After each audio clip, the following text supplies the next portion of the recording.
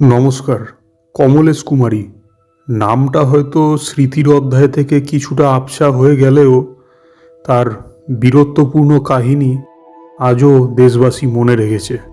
কমলেশ কুমারীর জন্ম উত্তরপ্রদেশের কনৌজ জেলার সিকান্দারপুর গ্রামে।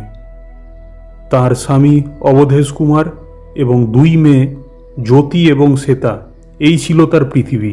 কনস্টেবল কমলেশ কুমারী 1994-তে সিআরপিএফে যোগদান করেন এবং প্রথমবারের মতো এলাহাবাদের অভিজাত 104 র্যাপিড অ্যাকশন ফোর্স বা র্যাফ এতে নিযুক্ত হন।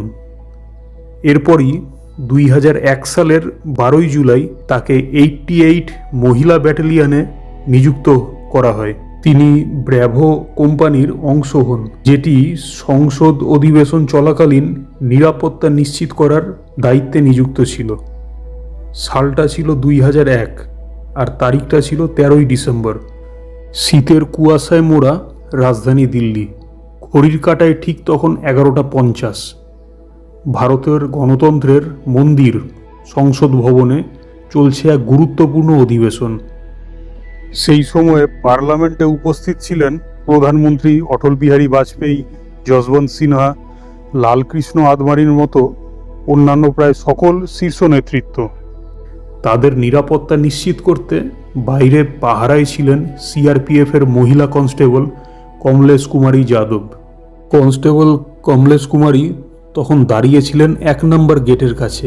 হঠাৎ লক্ষ্য করেন একটি সাদা অ্যাম্বাসেডর গাড়ি খুব দ্রুত গতিতে গেটের দিকে এগিয়ে আসছে। গাড়ির নাম্বারটা ছিল DL3CJ1527। বিষয়টা কমলেশ কুমারীর বেশ সন্দেহজনক বলেই মনে হয়। সাধারণত কোনো ভিআইপি গাড়িও তো এভাবে নিয়ম ভেঙে এত দ্রুত গতিতে ভেতরে আসে না। গাড়িটি ইতিমধ্যেই নিরাপত্তা বলয় ভেঙে সোজা গেটের দিকে চলে এসেছে। তার হাতে কোনো অত্যাধুনিক অস্ত্র ছিল না, ছিল শুধু একটি ওয়্যারলেস সেট। কিন্তু বরাবরই তিনি ভীষণ সাহসী। বুঝতে পেরে যান এটা কোনো সাধারণ গাড়ি নয়, এটা সন্ত্রাসীদের হামলা। তিনি জীবনের মায়া ত্যাগ করে গেটের দিকে দৌড় দিলেন। উদ্দেশ্য ছিল একটাই, যেভাবেই হোক গাড়িটিকে ভিতরে ঢুকতে দেওয়া যাবে না। চিৎকার করে তিনি বাকি নিরাপত্তারক্ষীদের সতর্ক করলেন এবং গেটটি সঙ্গে সঙ্গে বন্ধ করে দিলেন। আর এতে সন্ত্রাসীরা বুঝতে পেরে যায় তাদের পরিকল্পনা ভেস্তে গেছে। ক্ষিপ্ত হয়ে তারা কমলেশ কুমারীর ওপর এলোপাথারি গুলি চালাতে থাকে। একটি দুটি নয়, পরপর 11টি বুলেট বিঁধে যায় তার শরীরে। লুটিয়ে পড়েন কমলেশ কুমারী, কিন্তু তিনি নিশ্চিত করে গেছেন যে সন্ত্রাসীরা আর এক পাও এগোতে পারবে না।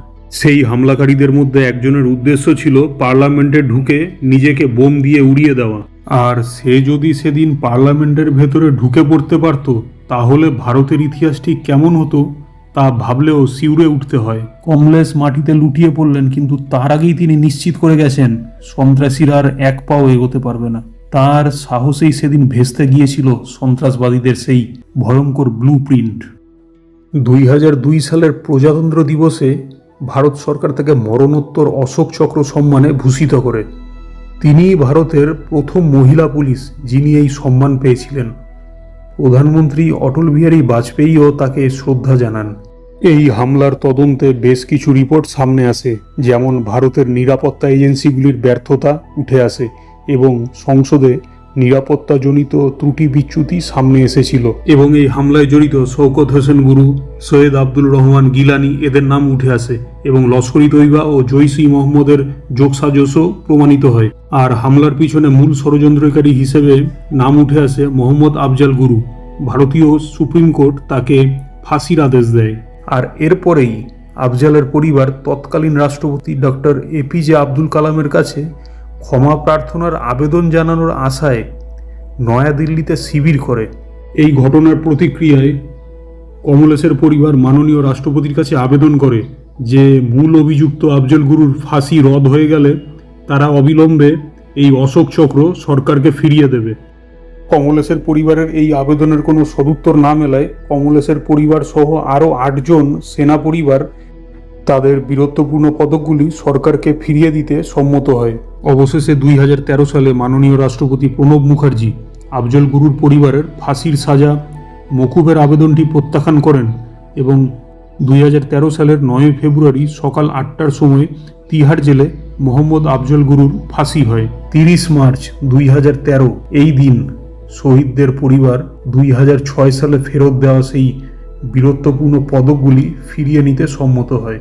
কমলেশ কুমারী যাদব ছিলেন একজন মা, একজন সাধারণ কনস্টেবল। ছিল না তার কোনো অতিরিক্ত অস্ত্র, ছিল শুধু দায়িত্ব, দেশপ্রেম আর সাহস। কিন্তু সেই সাধারণ নারী যখন দেখলেন তার দেশ সন্ত্রাসী হামলার মুখে, তখন তিনিই হয়ে উঠলেন অসাধারণ। তার সেদিনের সেই ক্ষণিকের সচেতনতা, দ্রুত প্রতিক্রিয়া পুরো সংসদ হামলার পরিকল্পনাকে বানচাল করে দেয়। কমলেশ কুমারী শুধু একটি নাম নয়, তিনি বীরত্ব, কর্তব্যবোধ, আত্মত্যাগে দেশপ্রেমের এক জীবন্ত প্রতীক। কোটি কোটি ভারতবাসী সেলুট জানায় আপনার এই বীরত্বকে। ভিডিওটি আপনাদের কেমন লাগলো অবশ্যই কমেন্টে জানাবেন, এবং এই ধরনের আরও বীরত্বপূর্ণ ঘটনা শোনার জন্য চ্যানেলটির পাশে থাকতে পারেন। ধন্যবাদ সকলকে।